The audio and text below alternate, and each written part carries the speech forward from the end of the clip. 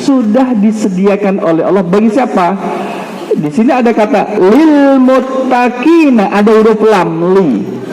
Ketinggalan yang berikut li, memberi makna khusus untuk siapa? Orang-orang yang bertakwa.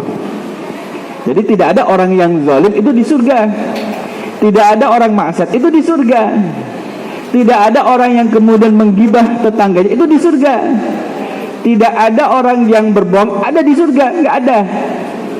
Jadi kalau kita ingin menjadi calon penghuni surga, maka sejak di dunia perilaku kita adalah perilaku calon penghuni surga.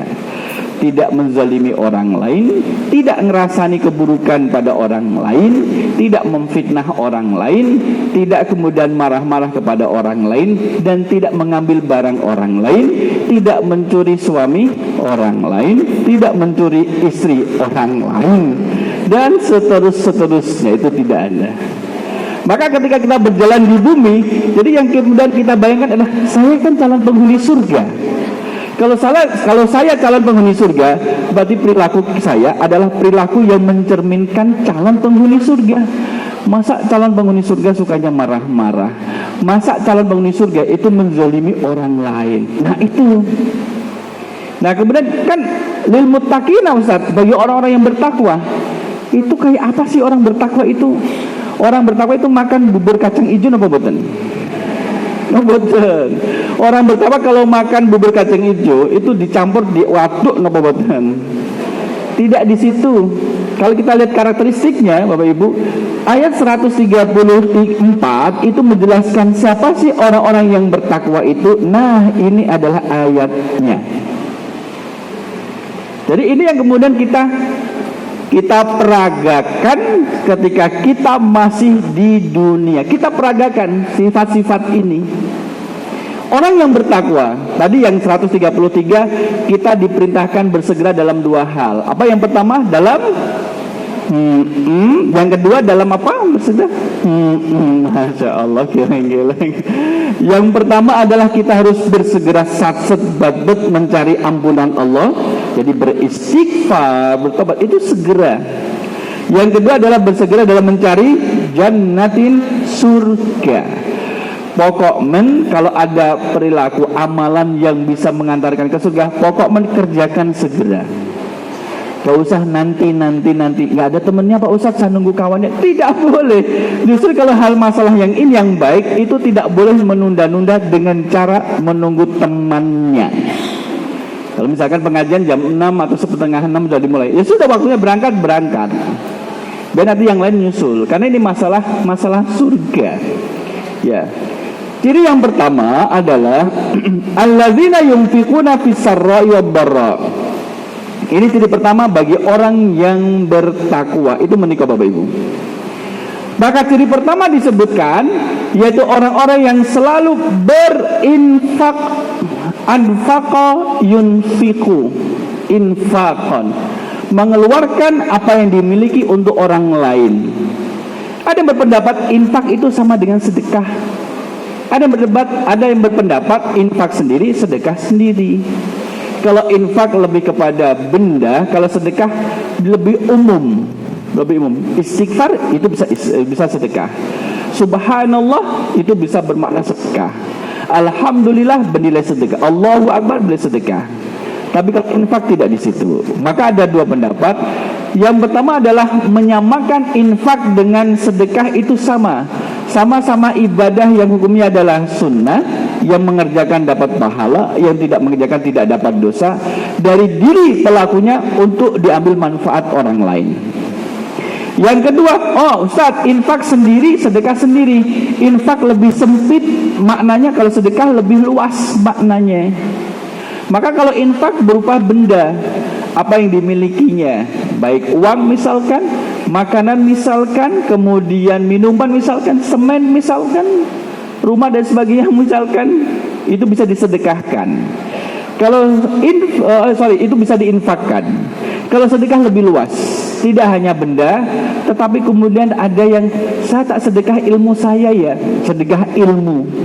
Saya tak sedekah ide saya, sedekah ide gagasan. saya tak sedekah tenaga saya, tenaganya disedekahkan untuk membantu orang lain. Itu maknanya sedekah, lebih luas. Sekali kemudian ini ya, saya tak sholat sunnah duha ya, menyedekahkannya. Karena tiap persendian kita ada 360 sendi dalam tubuh kita. Dr. Joko nanti yang menyampaikan masalah persendian, maka itu dituntut untuk sedekah. Dan sholat duha 2 rakaat bisa menjadi pengganti sedekahnya. Dama rahimakumullah. Maka anfaqa yunfiku yang kemudian diartikan dengan berinfak, orang-orang yang selalu berinfak, kata-kata selalu itu dari kata fi'il mudhari', yunfikuna, ada ya-nya di sini. Lebih baik infaknya standar sekalipun sedikit tapi terus menerus, itu lebih baik dibanding dengan nyoh slut banyak tapi cuma sekali. Nah, Allah dalam melalui Rasul sallallahu alaihi wasallam menyampaikan sedikit meskipun terus menerus meskipun sedikit. Dan di dalam Al-Quran baik infak maupun sedekah tidak dibatasi jumlah minimalnya, tidak ada. Jadi kita bebas. Boleh banyak? Boleh. Boleh sedang? Boleh. Sedikit? Boleh. Enggak infak? Boleh. Boleh juga. Tapi tidak termasuk ciri orang bertakwa. Dia tidak menjadi ciri orang bertakwa. Aku enggak infak ya apa-apa. Iya. Tetap hidup. Lah iya. Meskipun saya orang bertakwa, sekalipun saya bertakwa tapi enggak berinfak, enggak masuk. Orang bertakwa itu gemar berinfak. Kalau enggak berinfak, berarti enggak masuk orang bertakwa. Gampangannya ngoten. Makanya kalau kita infaknya itu bisa kemudian harta dalam bentuk uang, bisa dalam bentuk kemudian benda ataupun yang lainnya boleh. Nah, di sini adalah fisarra'i dalam waktu yang lapang, wadharra'i ataupun sempit. Orang kalau misalkan dihimpit masih dalam kondisi yang susah ekonomi, itu masih berinfak.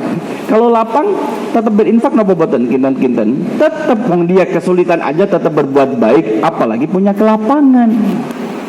Nah, kita kadang diuji oleh Allah ke dalam ekonomi yang kemudian sulit, tetap berbuat baik enggak? Wah, mohon maaf ya Allah, saya enggak bisa berbuat baik. Oh ya, Allah mengetahui, berarti mentokmu segitu. Maka dalam zaman dulu sampai ada orang yang berinfak, Bapak Ibu, dengan ngertos satu siung brambang. Brambang itu satu siung nggih. Ada sahabat dari kalangan sahabat kalau tidak tabiin itu setiap hari berinfak meskipun dia pakai satu siung bawang merah karena itu yang dimiliki. Jadi itu yang dimiliki, mohon maaf. Tapi yang menerima tetap diterima. Wong itu kan infak, diterima. Mungkin hari ini kita infak apa, besok kemudian tidak, besok lagi kemudian apa yang bisa kita infakkan. Karena itu kembali pada diri kita, bukan kepada penerimanya saja. Kita yang mendapatkan lebih banyak, karena kita yang mengeluarkannya.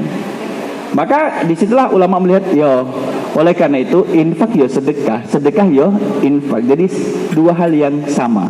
Sama-sama berbagi apa yang Allah berikan kepadanya, baik uang, makanan, minuman, pakaian, harta benda dan semuanya, kemudian berbagi sebagian kecil kepada orang lain. Bismillah. Tangan kanan memasukkan, memberi, tangan kiri disembunyikan. Maknanya nggak usah diungkit-ungkit gitu. Kalau lihat dalam videonya, ibu-ibu yang kemudian berinfak, itu yang kalau infak, itu bukan yang berapa yang dimasukkan, tapi ketika memasukkan, cincinnya berapa yang dipakai, gelangnya sebesar apa yang dipakai. Nah, dilihat dulu, digoyang-goyang dulu tangannya, baru duitnya jatuh, plum, 2.000. Yang satu tidak kalah, ngeluarkan duit, kemudian lebih besar, gelangnya lebih besar, kemudian cincinnya lebih besar, plum, 5.000, lebih banyak dari yang 2.000. Yang ketiga, ngeluarin tangannya, tidak pakai cincin yang besar, apalagi gelang, plung 1.000. Maka yang pakai emas besar tadi kemudian terus malu, alah, pakai emas ternyata infaknya ya mak trit gitu. Terus gini, mosok 2.000 kok jaluk surga. Nah, bolehnya boleh. Nah, itu yang pertama. Ciri orang yang bertakwa yang pertama di sini. Jadi orang bertakwa di sini adalah lil muttaqin, orang bertakwa pertama adalah dia gemar. Yang penting adalah gemar dulu. Selalu ini memang ada senang berinfak. Allah tahu kalau kita itu senang berinfak. Misalkan bapaknya baru pulang dari sawah, ada kemudian beberapa lirang pisang, Jadi satu dikasih ke tetangga terdekat. Itu juga infak. Pulang dari kemudian sawah, bawa beberapa ikat kangkung, bukan panen. Memang ada beberapa tanah lahan yang kemudian ditanam, itu ambil. Ini satu ikan diberikan tetangga sebelahnya. Yang kemarin kan sudah dikasih pisang, ini yang tetangga sebelahnya yang kemarin tidak dapat pisang dikasih lagi. Itu infak juga. Jadi orang baik kalau kemudian dikasih sesuatu oleh tetangganya, dia akan menerima. Terima kasih, Masya Allah, Tabarakallah Ta'ala, terima kasih, dan dikasih berbagi. Dia tidak melihat kangkung sauprit kok diweneh kemrene. Sauprit lah, satu ikat nek ditombes 100 pinten, Bu? Sauprit kan saemploan. Lah kangkung saemploan kok digomrene kira tudo nek masak. Tetangga yang baik akan mengucapkan terima kasih, bukan kemudian mengumpat pemberiannya. Gitu. Memang itu yang dimiliki. Tetangga ini punya kangkung bunan satu ikat agak besar, kemudian dia bagi-bagi. Itu menunjukkan bahwa infak itu yang butuh adalah kita, bukan orang yang dikasih. Apalagi Allah gak butuh, kita yang butuh infak. Kalau misalkan kita punya 5 ikat kangkung, kalau kita kasih, kalau kita makan semua, maka pahalanya bisa bernilai 1. Tapi kalau kita kasih 1 ikat kepada orang lain, bisa bernilai 10 kebaikan. Bagi lagi 10 kebaikan. Itu cara melipat gandakan harta yang kita miliki, berbagi dengan orang lain. Itu nanti Bapak itu. Sepakat apa sepakat? Sepakat. Napa jenengan gadah kangkung? Oh, tayun. Yang kedua, ciri yang kedua adalah wal kadhiminal ghaidha. Nih, saya, Bapak Ibu, kita semua, ciri orang yang bertakwa adalah dia selalu mengendalikan kemurkaannya, mengendalikan amarahnya. Memang tabiat, Bapak Ibu. Apalagi nanti di bulan Ramadan, orang yang kemudian marah-marah di saat dia berpuasa, apa kata orang di sebelahnya? Habis ngombe wae, minum wae, daripada puasa tapi marah-marah. Marah-marah kemudian gebrak meja, kemudian ada wedang, kemudian disaut, kemudian diminum. Lanjutkan marah-marahnya. Orang kalau puasa, kalau dia marah-marah, itu muspro. Puasanya muspro. Kenapa ini muspro? Percuma, sia-sia, syai'un abath, sesuatu yang sia-sia. Maka di sini sudah diingatkan sebelum masuk bulan Ramadan, kendalikan amarahnya. Boleh enggak kalau kita marah? Tidak boleh. Rasul menyebutkan tidak boleh. La taqbab walakal jannah. Jangan marah, bagimu surga. Tapi Rasul pernah marah. Pernah. Di saat melihat kemungkaran, Rasul marah atas kemungkaran itu. Jadi lihat kemungkaran, itu Rasul marah, lihat kemungkaran. Lihat orang-orang yang kemudian menyembah selain Allah, itu kemudian muncul kemarahannya di sana. Oh, kalau di sini bisa lihat sate balibul ya, enak berdiri di sini. Nah, jamaah rahimakumullah, wal kadhiminal ghaidha, mengendalikan amarahnya. Maka pernah kita sampaikan, 1 kali orang itu marah bisa merusak sel otak, sel dalam otaknya, 500 sel otak. Sehari marahnya berapa kali? Kalau dihitung-hitung, dan Bu, 5 kali marah kali 500, berapa sel otaknya yang mati?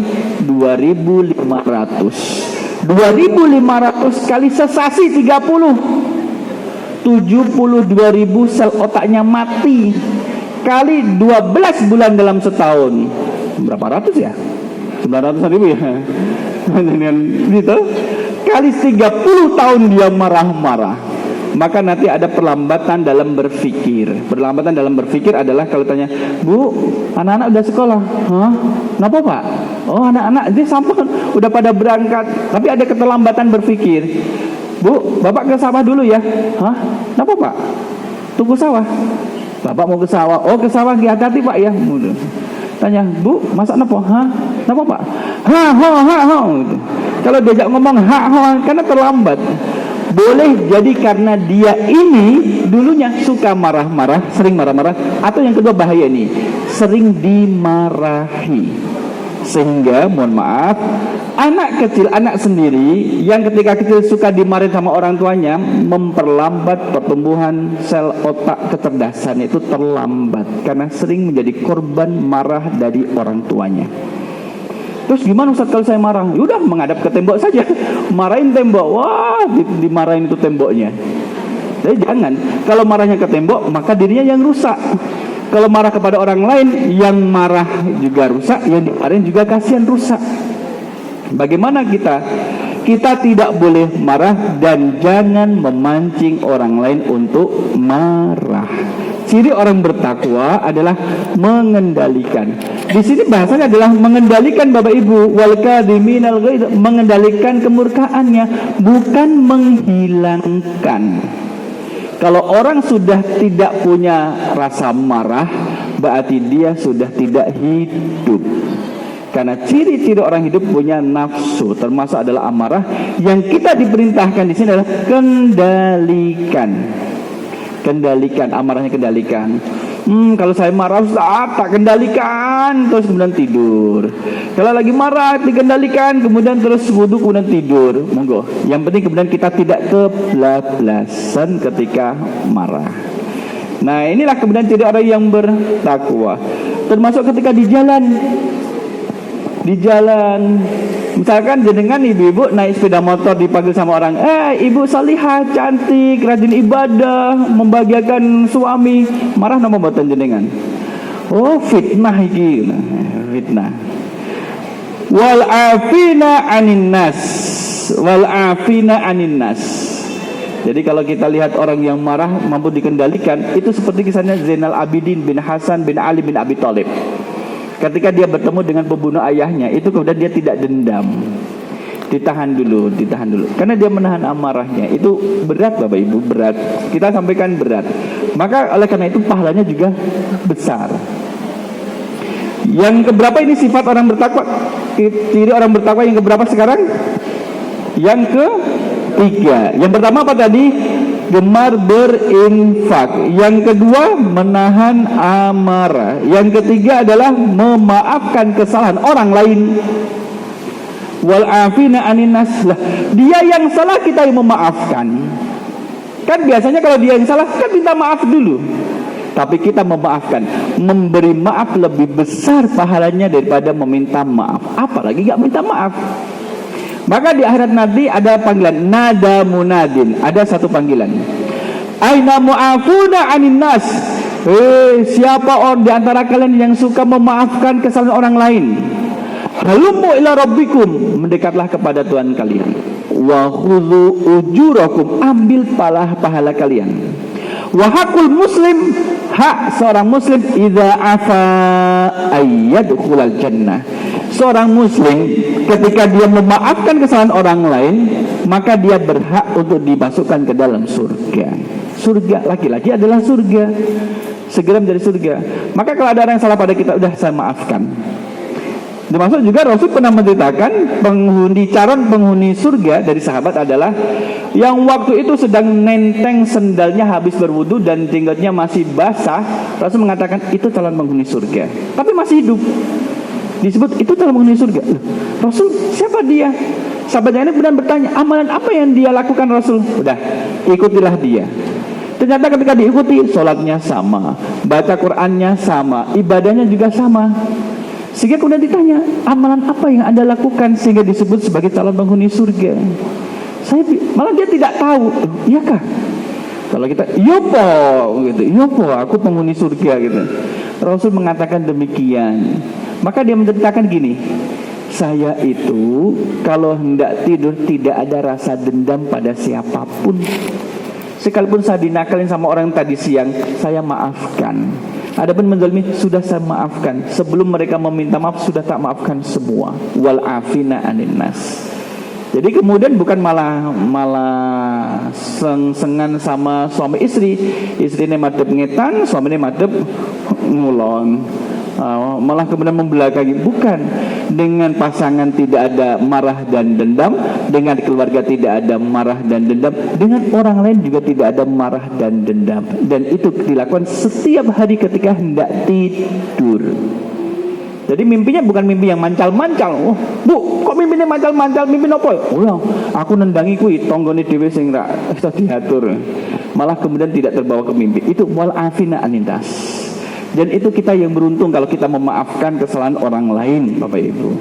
Wah, enak terus diampuni. Bukan. Kita yang beruntung, bukan dia. wallahu yuhibbul muhsinin, dan Allah suka terhadap orang-orang yang berbuat kebaikan. Orang yang bertakwa itu adalah orang-orang yang suka melakukan kebaikan. Maka di sini ciri orang bertakwa pertama adalah gemar berinfak. Yang kedua apa? Ini mengendalikan hawa nafsu atau murka. Kemudian yang ketiga, wal afina nas, memaafkan kesalahan orang lain. Dan yang keempat adalah gemar melakukan kebaikan. Apapun kebaikan itu segera dilakukan. Bagian akhir ya namanya juga manusia gitu, Bapak Ibu. Pripun kadang sudah menahan diri dari maksiat, ternyata kemudian maksiat juga. Sudah menjadi orang bertakwa, kadang-kadang tergelincir, terpleset dalam kesalahan. Ya manusia ini. Kullu bani Adam khata'un. Setiap anak Adam itu berpotensi melakukan salah. Dan sebaik-baik orang yang salah, wa khairul khata'ina tawwabun, adalah bertobat. Maka di sini kalau kita sebutkan, demikian juga yang termasuk orang yang bertakwa adalah apabila ia mengerjakan perbuatan keji atau menzalimi diri sendiri, mereka segera mengingat Allah dan mohon ampunan atas dosa-dosanya. Bapak Ibu, kita sudah melakukan 4 ciri orang bertakwa di atas tadi. Ternyata terpleset melakukan perbuatan dosa, segera meminta ampunan kepada Allah. Gak usah nunggu besok tanggal 1 Syawal, tidak usah nunggu besok di bulan Ramadan, gak usah. Saat itu tergelincir pada perbuatan dosa dan salah, saat itu juga bertobat kepada Allah. Saat itu juga. Itulah ciri orang bertakwa. Karena kita ini bukan malaikat yang tidak pernah berbuat salah. Kita bukan seorang nabi yang kemudian maksum, terjaga dari dosa-dosa. Kita manusia biasa, wong ngayuk Jokarto, desane balik catur dukuwe dewi-dewi. Kalau tiang mancasan dan dengan tiang balik catur. Maka di sini kemudian fastaghfiru lidzunubihim, segera meminta ampunan kepada Allah, sesegera mungkin. Oleh karena itulah ayat ini menyadarkan pada kita, ya kalian kan manusia, bisa salah, tapi ketika salah harus segera memohon ampunan kepada Allah. Sehingga ketika kita sudah memohon ampunan kepada Allah, membersihkan diri dari dosa-dosa dan menjaga akhlak yang baik sebagai ciri orang bertakwa, masuk bulan Ramadan insya Allah ringan dan diringankan oleh Allah dalam beribadah. Sudah berkurang maksiat yang menjadi beban, sudah berkurang, dosa-dosanya sudah berkurang. Ketemu orang tidak ada dendam, tidak ada rasa curiga. Yang ada adalah melontarkan salam, tanya kabarnya. Itu yang ada. Jadi beribadah Ramadan dengan tenang. Allahu a'lam bishawab. Mudah-mudahan kita semua yang hadir dalam kesempatan ini khususnya menjadi orang-orang yang bertakwa dan Allah tempatkan di surganya. Amin ya rabbal alamin.